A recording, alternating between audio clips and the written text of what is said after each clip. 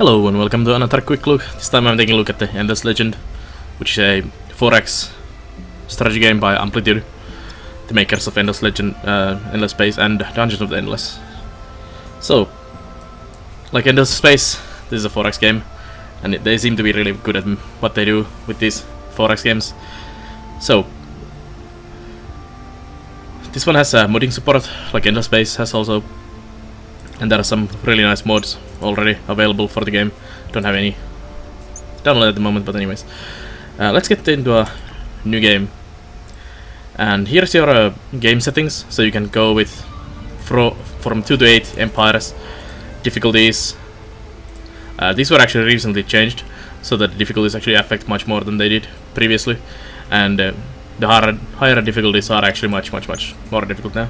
Game speed, you wanna go fast, normal, slow, or endless, which basically affects how many turns the game's gonna take and how quickly research happens. We've been playing quite a lot of multiplayer with my friends on this one, and fast is quite nice for that, so it doesn't take forever to complete.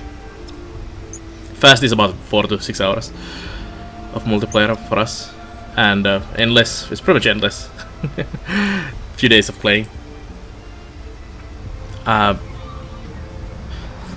The turn limit changes a few things around how the game works. Like, well, research is slower and everything else is a bit slower, but also having endless difficulty for 600 turns instead of 150 turns means you can do much more combat during the playthrough as well.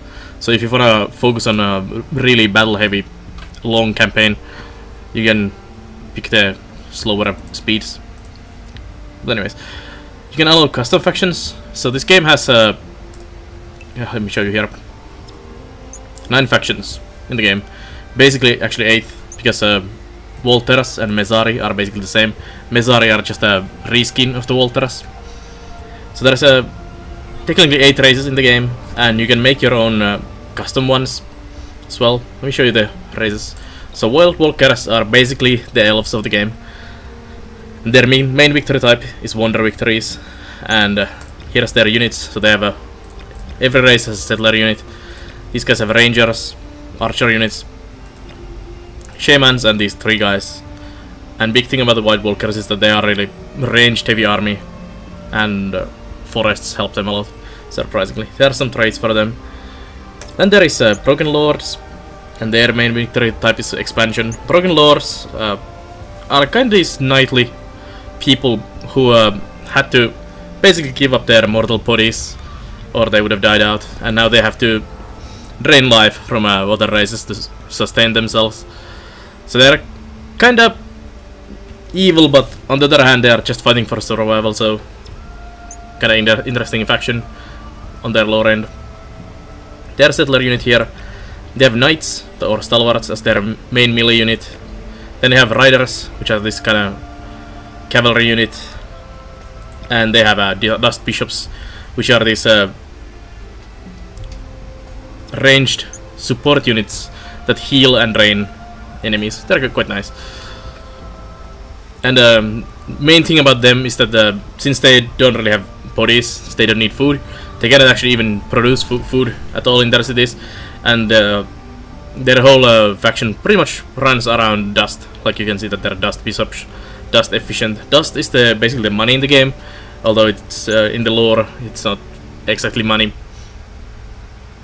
But anyways, so all their units and population growth happens with dust. You heal with the dust, you grow your cities with the dust and all that.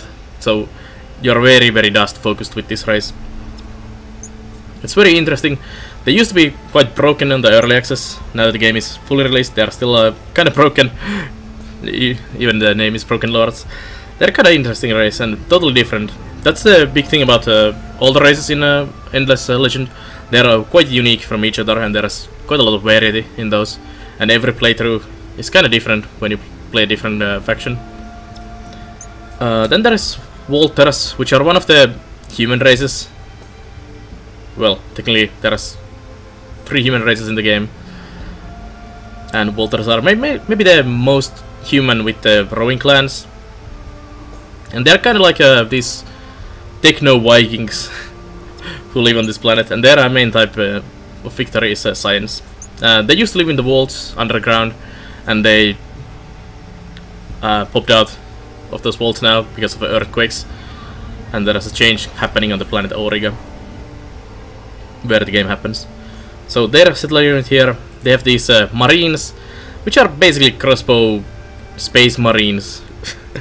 Kind of strange unit. Then they have dawn officers, which are really quick melee units, really good at killing ranged units.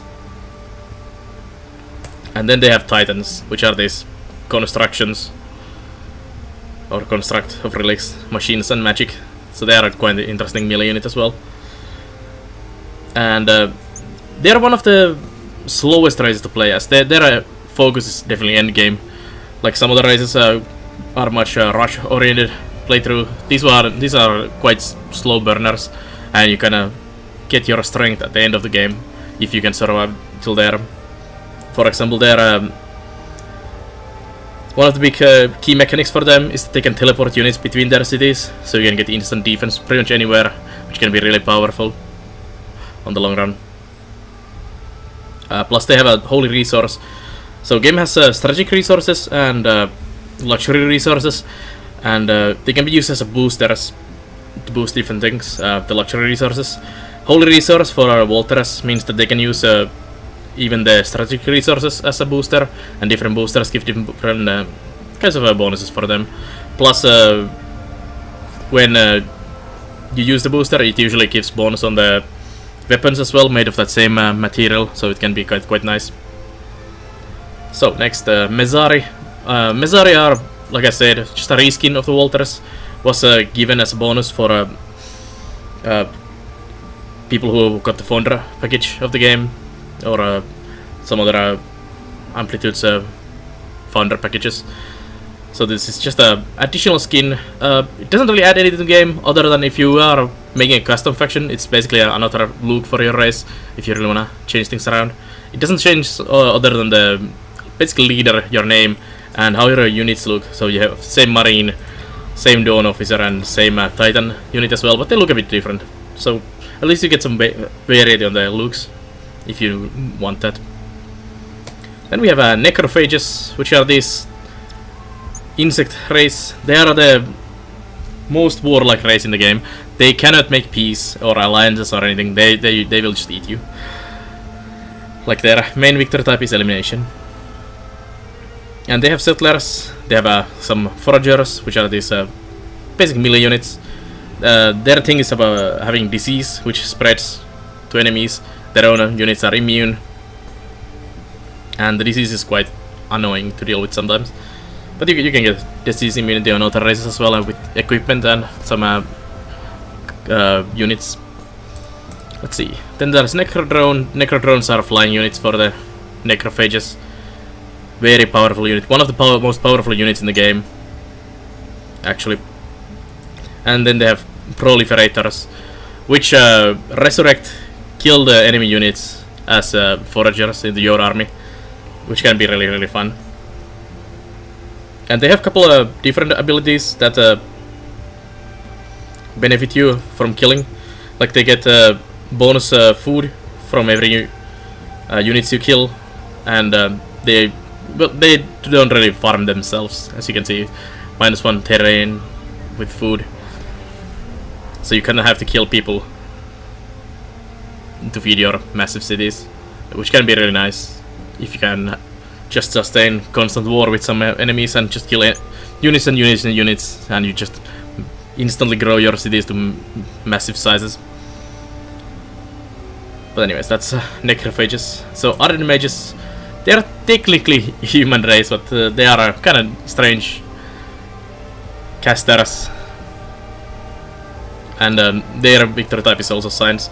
Big thing about ardent mages is that they have a system where they can build pillars to boost their cities, which is unique for them, and they also have spells for combat. So normally you just control your units in combat, but ardent mages have spells also, which you can use to boost and do damage and different things in the combat. So here's their settler unit. Then there's Tales and Warlocks, which are these kind of strange infantry units, not the best unit in the game. On the other hand, these zealots are one of the best units, although they were recently also down-tuned a bit because they were insanely broken, especially early game, because you can just put a lot of damage on these guys and initiative, and they are ranged unit that does AoE attack, and the AoE attack used to be really powerful, but nowadays it's kind of toned down and not so too bad anymore, but still very fun unit to use. And then they have Enega wings, which are kind of like a Phoenix unit in other strategy games. So when they die, they turn into egg and they revive after a while, and it makes them a really good tank unit on the long run, because they just don't die, and you can just lob some fireballs behind those. And then there's rowing clans. Rowing clans are the basically pacifist race of the game.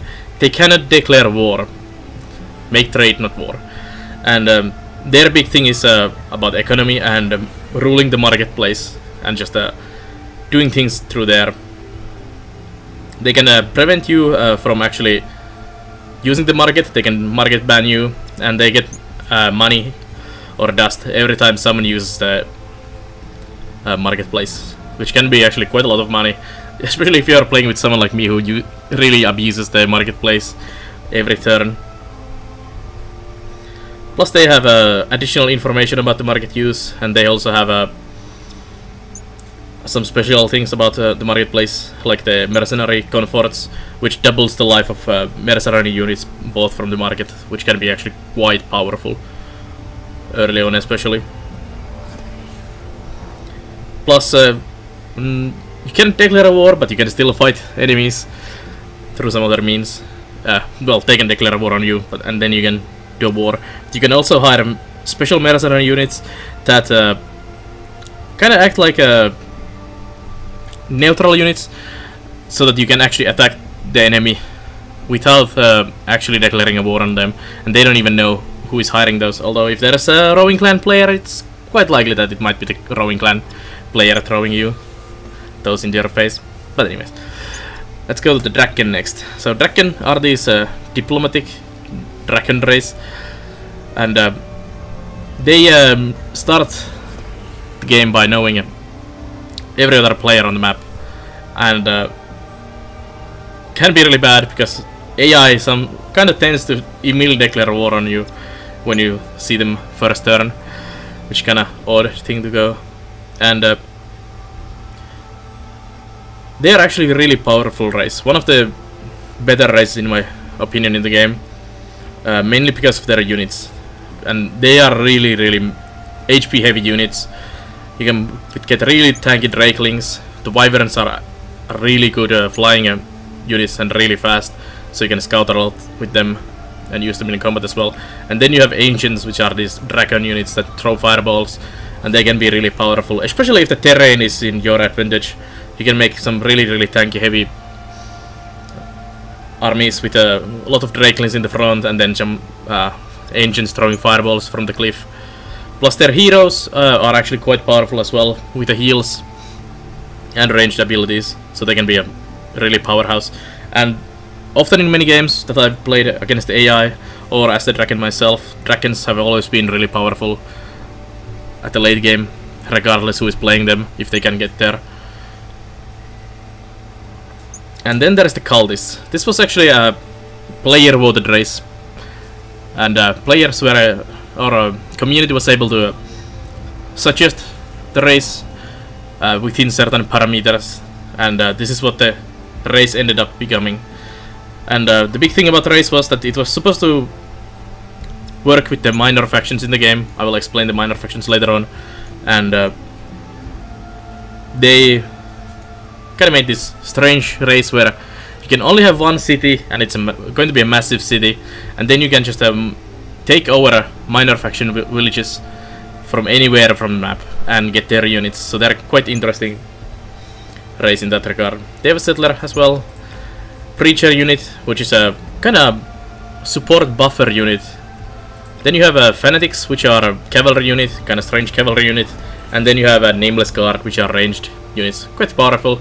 But the main thing about the race is really using the minor faction units instead of your own units, other than maybe to buff them with the Preachers. And I actually didn't show the Roving Clan units. So Roving Clans have Settler as well as usual. Then Dervish Cavalry with stun, quite decent unit. Horse Archers, and these really big kind of infantry unit, even though it's kind of like a mounted unit. But also with the Roving Clans you often hire a lot of mercenaries. But anyways, let's pick the Draken so I can show you the game a bit better, because we see the whole map. I'm gonna go with let's go normal map with 6 AIs and start the game. Like I said, the game is really different with every race, so it's quite interesting to try all of the races to see how the things work. And big thing what changes the race is their main quest. So unlike in many other 4X games, this one actually has quest lines and random quests. So every race starts out with the main quest line, which is actually one of the ways to win the game, to complete your main quest line and build the wonder at the end of the quest line. In addition to that, you can get minor quests from ruins you find. You get minor quests from villages, those minor faction villages, and they can be really game changers sometimes. They can give you a lot of early technology. They can give you additional resources and all kinds of stuff.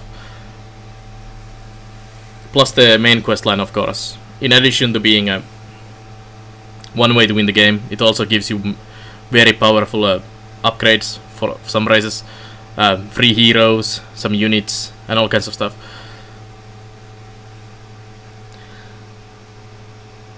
So let's wait for the game to be made. This actually has been changed since I played last time. You didn't see what was going on, but this is actually a really nice change to the game. The game is actually getting quite a lot of updates and patches constantly as well. Let me shut up and show this.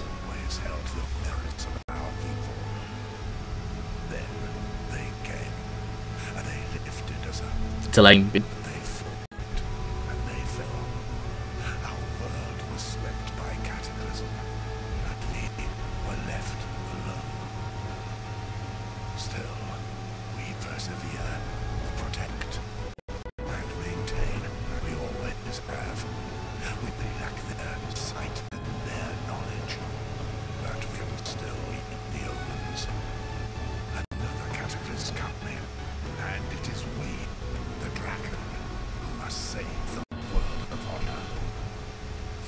So there we go. So every race has a opening cutscene that kind of explains the race. And here we are. So this is what the game looks like normally.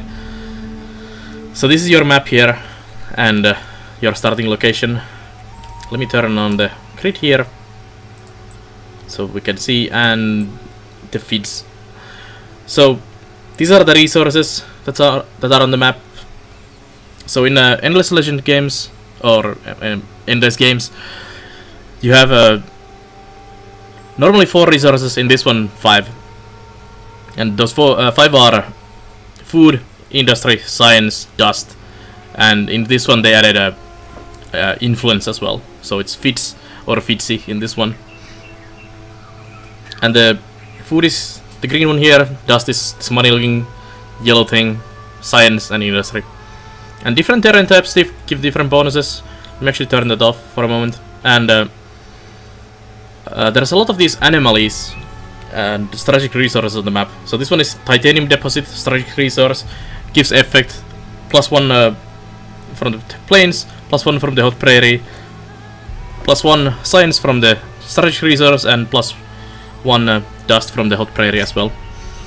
Here we have a black earth, which is an anomaly, +6 food from the anomaly here.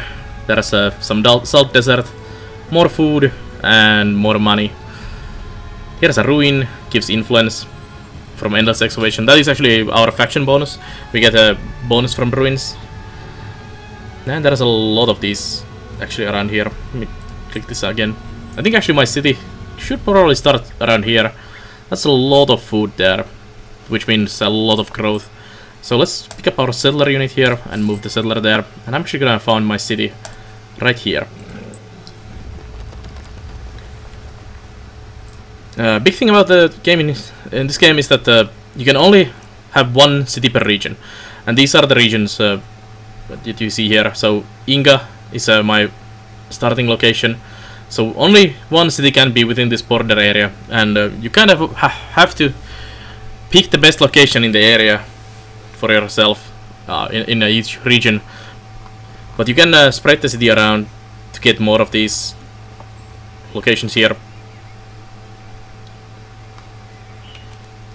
Unlike in a civilization where you can have multiple cities close to each other, this one means that you can only have one, and there's gonna be quite a big distance between the cities. Like my city is here, and this is the another region right next to it. Although there is some water in between us, still the cities are actually quite far away from each other.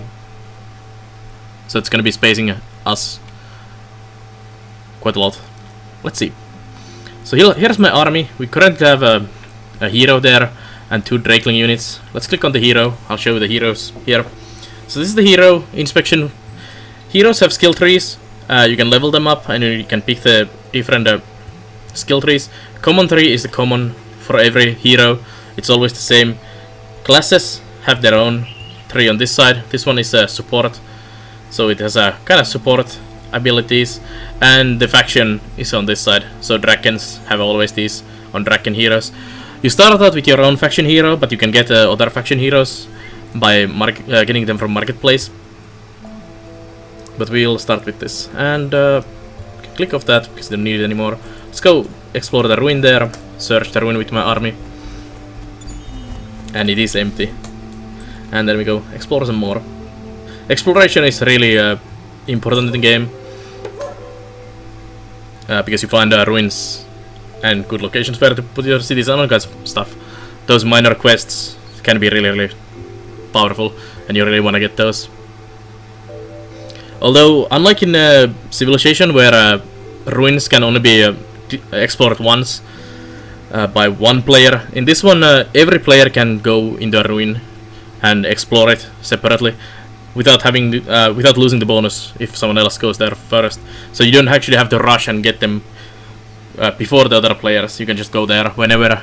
And actually, late game, especially when you have alliances going, it can be actually quite important or good to just send a unit into your allies area and just go pick up every ruin in there. But we have actually found a minor faction. So in addition to the 8 or 9 major factions like the dragon we are playing at the moment in the game, there is also I think 16 or around that number of minor factions, and you can assimilate up to 3 minor factions into your major faction, and these give you different bonuses, and you also get their units to help you.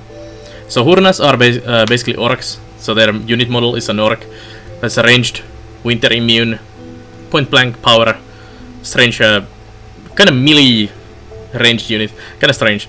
And if you assimilate them, you also get 5% attack for all your units per pacified Harna village, which can be really nice.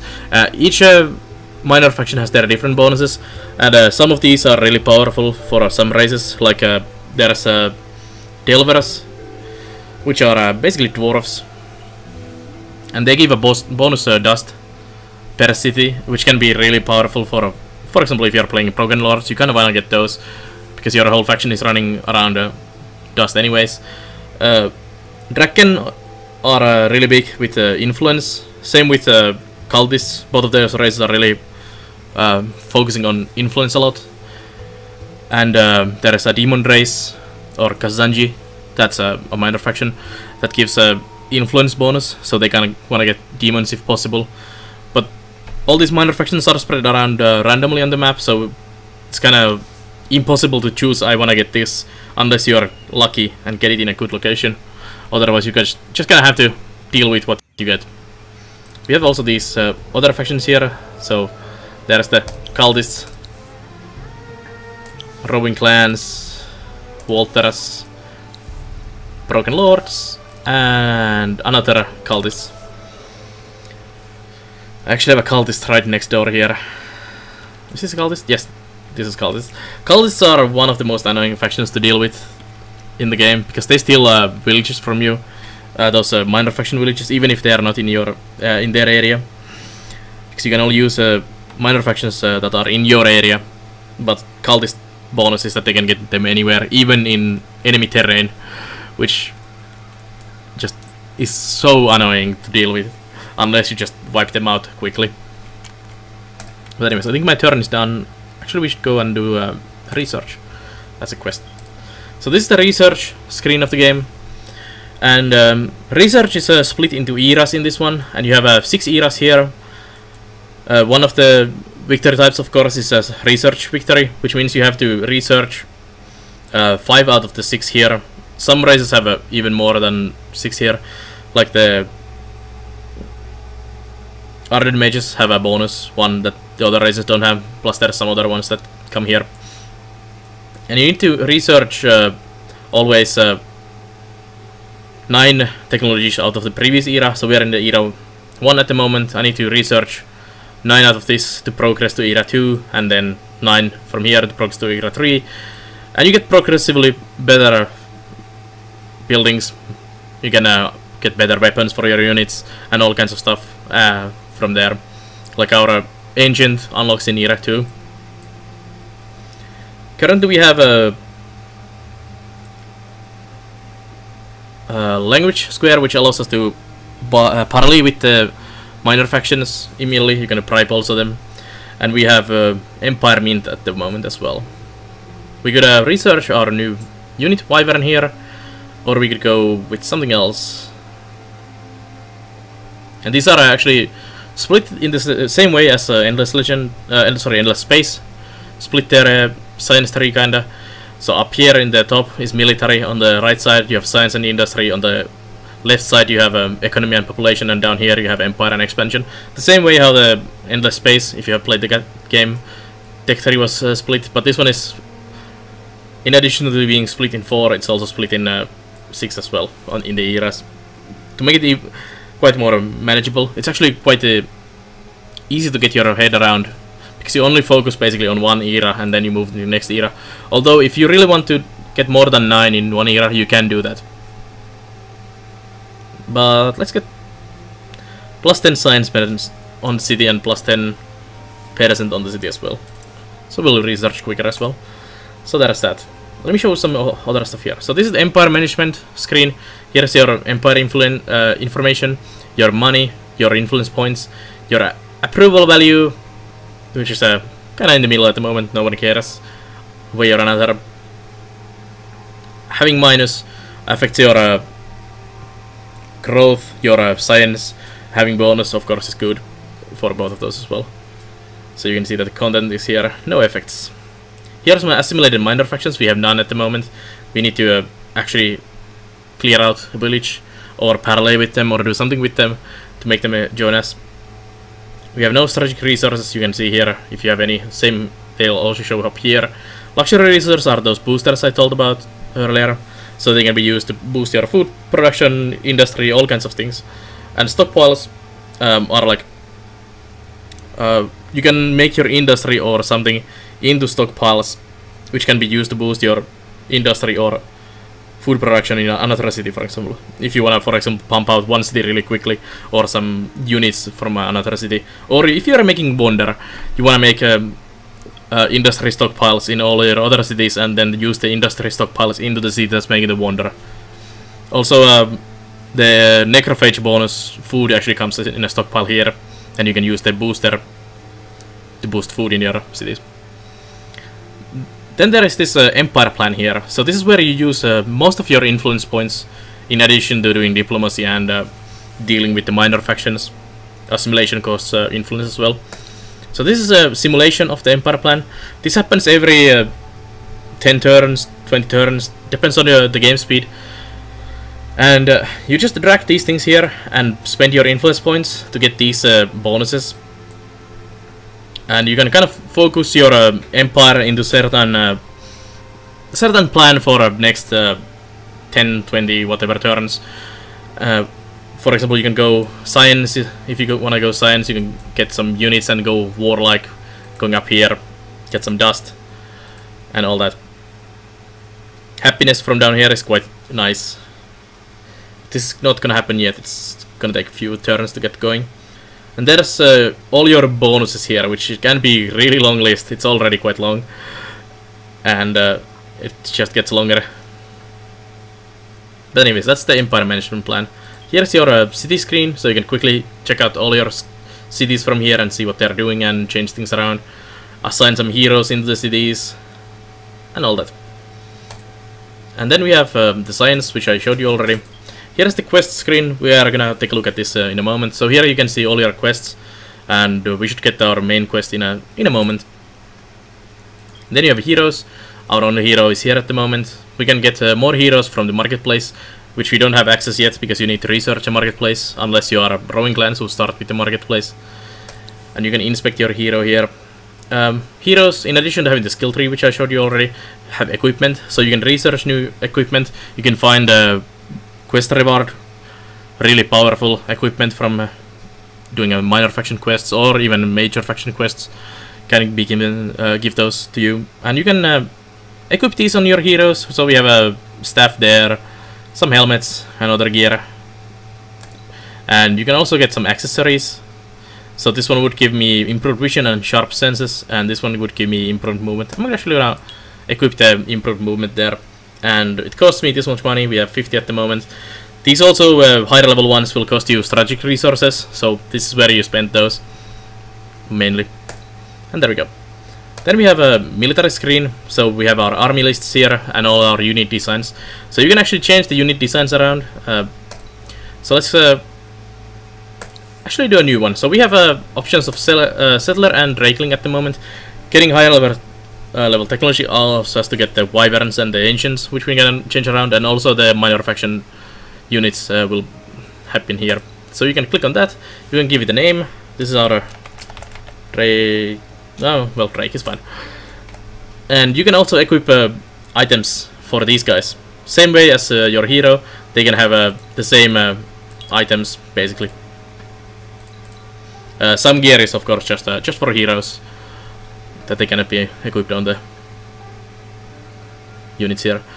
So I'm going to validate that information, and we can actually also retrofit these now, if I actually had changed the unit. So this is the drakeling that those units were based on, and I can equip this on this, and now we have a retrofit option here. It's gonna cost me 40 gold to retrofit these. So this is how you improve your units, so you don't need to build new ones all the time. You can just retrofit and change the units around, which can be really nice, and you really need to do it as well when you get higher level gear and all that. And then we have the diplomacy screen. So here's all the races. Because I'm a Draken, I know all the races. I'm here, and this is my alliances, peace, Cold War, and then there is the war at the end here. And you can also click on these to get some negotiations going, declarations of war, close borders, and research opens more options here for you. So let's leave that. And then there's the marketplace, which we don't have yet. Let's end this turn. And actually make some construction in the city as well. So here's the city information. So we have a content here. Here's our growth. So we're growing in one turn. We are unknown at the moment. We don't know what the minor faction inhabiting this region is actually yet. And this is our FIDC here. So you can see FIDC, food industry, science, dust, influence. And our population size is 1 at the moment. So we have 1. If you pacify the minor faction villages, you get extra workers from those, which are quite helpful. And especially on the cultist faction, when you get just ton of villages converted, the main city, the only city you have, will have like 20, 30 villages boosting it, so it has just insane numbers. But anyways, I'm probably gonna keep it on the food production, although I might wanna just move it there, because I'm growing anyways in one turn, and get some industry going. And You can make some buildings from down here. You can actually pop these up so you can see better. Sometimes this list gets really long and you can have a long construction queue. I'm gonna make the Founders Memorial here. Gives a +2 everything except the influence in the city. And this is your capital bonus basically. And then we are gonna make a... No, well, let's make that. And that's fine. And next turn. This game also has a winter and summer cycle, which I will explain in a moment. So this is the quest. This is the main quest line for us. There's some lore text here, which actually is quite interesting, and it's also different for every race, and tells us a lot about the races and the world and what's happening in there. All endless universe games, the Endless Space, Endless Legend, and Dungeons of the Endless have this overarching endless, like a lore and the world, and it's actually quite interesting and quite deep, and there's a lot of stuff to learn about the game world, and I highly recommend checking these out. So we need to level up a Drakeling unit in 2 Drakeling units into level 2, and we get some grass silk, which is a luxury resource. This one gives plus 100% dust from city trade routes and 10 happiness in the city. We have to have 10 grass silk to use the booster, which is 10 is the base value and plus 5 per city, and it lasts 5 turns. Okay, so we'll have to level up some of these guys. Let's explore around some ruins there. Some dust in the ruin. And we found Yotus minor faction, which are these kind of gnoll, 2-headed gnolls that are ranged units. Gives me extra vision if I pacify them. Not the best, to be honest, especially for these race. And this is actually my minor faction in my area, which actually now shows here as the Yotus village. Is hostile and can represent threat. Yes. And you want to deal with these as soon as possible, because they start spawning neutral armies, which can attack your units, your settlers, your cities, even if things go really bad. Especially if you play with more aggressive minor factions. And our hero level up, so let's inspect. So we can get a level up for him. So there's a food bonus if I want to put him in the city. Indiana bones for improved search in the ruins, or plus 5 defense on the units. This is gonna be an army hero for me, so I'm gonna focus on the army bonuses. And population grew in my city, which means now that the population grew in here, every 2 population, except for necrophages, it's 1 population, allows you to grow the city size with borough streets. So borough streets are basically expansions to your city area. So my city started out, let's put the Fidzi on, in this area, and has access on these tiles, which actually give the bonus immediately to you. You don't have to put workers on the tile or something like that in civilization games where you use the workers. You put the workers directly to the resource you want to make instead of getting the resource from this tile. So that's why you really want to focus on getting good tiles, because it will immediately give you the bonus. And Borough Street can be added into one of the existing tiles, and it gives you the expanded area. So for example, if I put this one on here, I will get these 3 tiles, which gives me 8 science, 4 food, 6 money, 3 influence, and 1 industry, which actually can be really powerful. Plus there is this one in here, so if I keep growing in here. So let's put that in there, although the industry down here would be actually quite good as well. Maybe I'll put it here, and the next one can be put there. Yeah, let's do it this way. So we'll get the industry from there, we get the influence and some other stuff, and we'll put the next one there, get these there. So once this memorial is done, they'll make the founders, so the Borough Street. Also, these are called districts in here, and having 4 districts connected to 1 district actually allows you to level up the district. Same with the city center. Level 2 is the max for every other race except for the cultists, which it's level 3. And level 2 and level 3 districts give much higher bonuses. So it's kinda good to build your city. Well, there's actually several strategies. One strategy is to to just beeline towards really good resources or tiles and anomalies if there is good ones in your area, and the other one is to build so that you maximize the leveling up part of the cities. And both are really good tactics depending on the races and how your game is going. So I was explaining about the summer and winter cycle. So in here you can see that the winter is coming in 19 to 29 turns, and the winters get worse and worse every time. Summer is always the same, you get the maximum bonus from every tile. Winters you lose food, you lose industry, you lose movement, you lose scythe, you lose, and they get worse and worse every winter. There's a stacking bonus of penalties. All the previous penalties stay, and then you get the next one, new one, and the next winter the previous bonus penalty stays, and then it's the next one, and next one, the next one. It gets really, really annoying in the long run. And you can get science that predicts how quickly this is coming. So there's kind of 10 turn variance now when it might be coming, and if you actually have that research, you know more clearly when it's coming. Also, there's things that prevent the winter penalties, especially on Walters. There's winter storages, which prevents the loss of food and stuff during the winter. Also, heroes like this one can get skill trees, and here is Cold Operator. No negative effects from winter, and immunity food reduction in the city. So you can also get it through there. Let's see. Next turn. And I'm gonna show you the combat as well. So I'm gonna attack the city here with my army, and if I hold my right mouse button on the village there, you can see that these tiles light up here. So instead of like a civilization type of combat where you just smash unit stacks into together, this one actually has a tactical turn-based combat system that happens on the world map. And if I attack the city, the map will show that this area here around will actually be the battlefield, and the purple on the left side will be my deployment area, and the other one is for them to deploy on. So I'm gonna do this.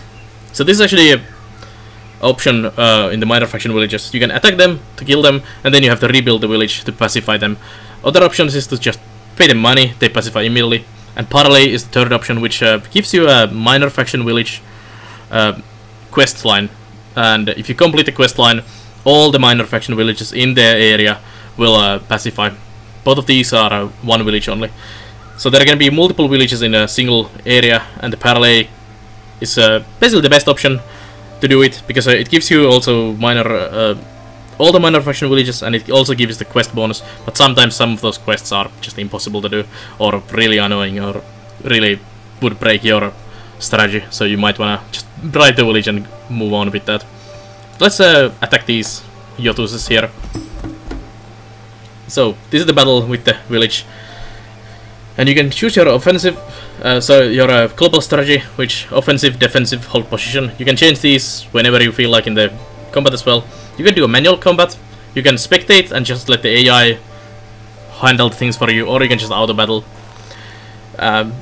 And sometimes auto battle is just fine when your power comparison here is just massively in your favor. So this is my power compared to their power, so about 75% more than them, because they have no hero, I have a hero, and all that. But we're gonna do a manual combat, so you see the combat. You can also see the location where it's happening, and click back there. So let's get the fight going on. So there we go. So now we are deploying units. So you can click on the units here. You can see all the enemy units and my units in here, and I can move the units around here as a deployment. Terrain has a lot of effects in this one. So for example, these cliffs cannot be moved up and down unless you are flying. You need to go around where these things can allow you to do it. And since they are actually ranged units, it's kind of in their benefit to be down there and shoot me, and I have to go around and try to kill them that way. Plus forests have effects, and that's it pretty much from the terrain how it affects. but it can change a lot of things around. These are reinforcements points here, so this is mine here and these are theirs. Sometimes you have other armies which will aid or reinforce your other armies, and they'll spawn one unit each turn from these tiles if they are free. So sometimes you may have someone occupy the tile and not let you spawn units if the map is, for example, full. And you can do really big battles and really strong armies by reinforcing the other armies with other armies. And same with the cities. Cities can reinforce, and your cities can be reinforced by the armies as well. But let's deploy. Then you have a targeting phase, which allows you to choose which unit your unit is targeting. So these are now targeting those. I could change this one into there. And the units move in initiative order, so they have 37, mine has 18 and 23, so they are gonna move first. But our health comparison is quite big, so that should be fine. You can also see the attack success odds here, and here you can change the commands as well. So offensive, defensive, hold position. Sometimes you may wanna, for example, if you have range units, you may wanna just leave them like up here and just use hold position and wait for the enemy to come to you, then shoot them. But for now, we can just attack them. This hero actually has a heal, so I can actually target my own unit there and heal it as well. So there's different support units that can do this. But I know, we are just killing them now. And then you launch. And it will resolve you a turn of combat this way. So some fireballs in there. Then my melee units go there. And the unit here actually couldn't get to attack this one, so it chose to attack this one. And then it's gonna be a next turn. And same targeting, just go. They missed my hero, nice.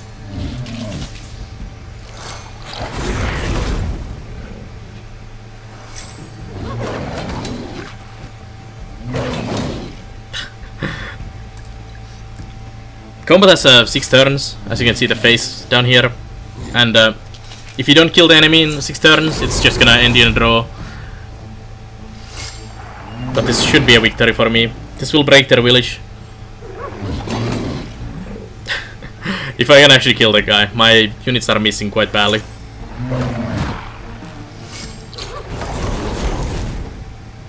Because the Drakelings are quite defensive unit with low attack. There we go. Victory for me. We get some experience for killing them. And now this village is actually dead. And we can actually now go into our village, city here, and we can build a Yothus village, which goes into there. And it will repair the village and give me an extra population here, and allows me to assimilate them. And there we have. Now we can assimilate this. So we'll click on the minor faction there, we get the units from them, and we can get their bonus there. If we actually had 15 influence points, we have 2 at the moment, so we're not gonna do it. Let me load up a game. I'll show you something that's gone a bit longer, and we can stop the video. So this is one of our multiplayer games, I think. Yeah, there are some other people who joined with me on this one, but I'll just play in single player to show you a game that has gone a bit longer. It's actually counting the multiplayer game there. The multiplayer in this game is actually really well done. It works really well, and it's really fun to do. It did have some bugs every now and then when we were playing, but it's just either click on, just ignore the bug, or quick reload. It takes like a couple seconds to remake the game, really, because you can just reload the save and then people join back in and then just click play and you're back into the game.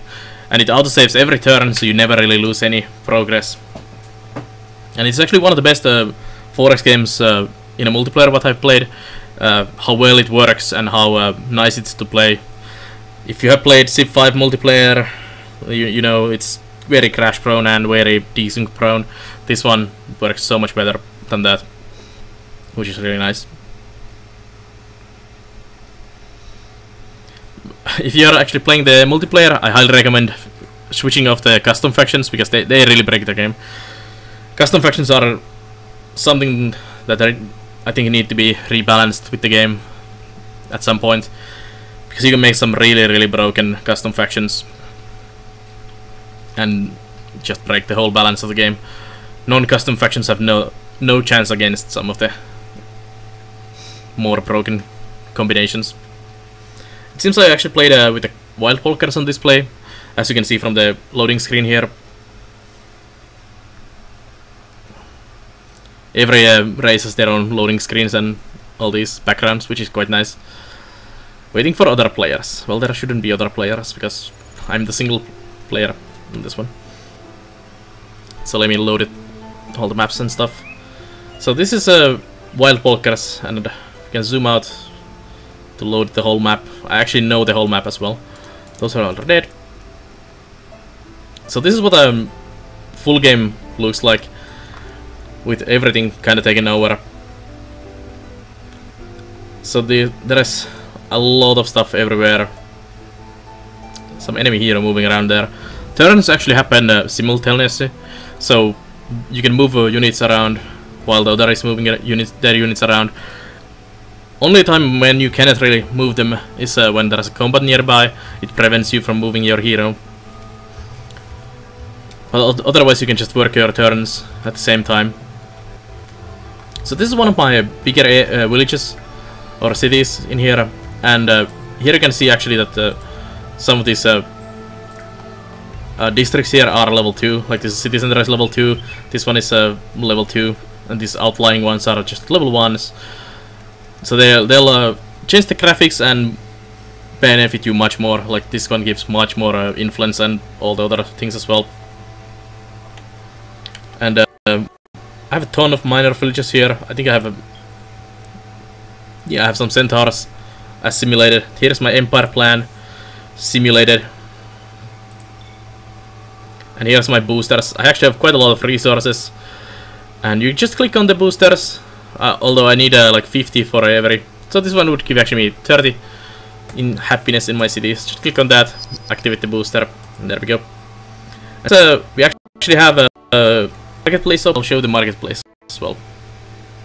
So in the marketplace here, you can buy and sell pretty much everything in the game. So you can buy strategic resources here, you can see the price and demand.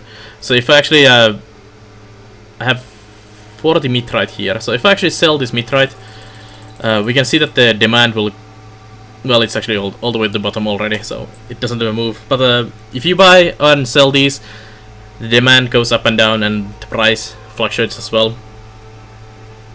Actually here we can probably see dust water. If I buy all the dust water, I don't have money to do it. But anyways, the demand goes up because I just bought it. Stockpiles, you can buy units. If a player sells a unit, it arrives in here, so you can actually get other faction units, and these are all minor faction units here at the moment. And you can buy heroes. So we are playing as the Wild Walkers, but there's necrophages here, Draken, Broken Lords, Rowing Clans, Ardent Mages, even cultists, and some our own heroes as well. So you can buy some heroes here, put your cities or your armies. And the marketplace is really fun to use. It can bog down the game a bit if you use it a lot, because I like to spend a lot of money and sell a lot of stuff. As you can see, you sold. So I've been selling a lot every turn and using the money to boost my cities. But anyways, that's basically Endless Legend. So it's a 4X game, a really good one in that as well. I would say it's the best fantasy 4X game that's kind of Civilization style, and it's a lot of fun in multiplayer.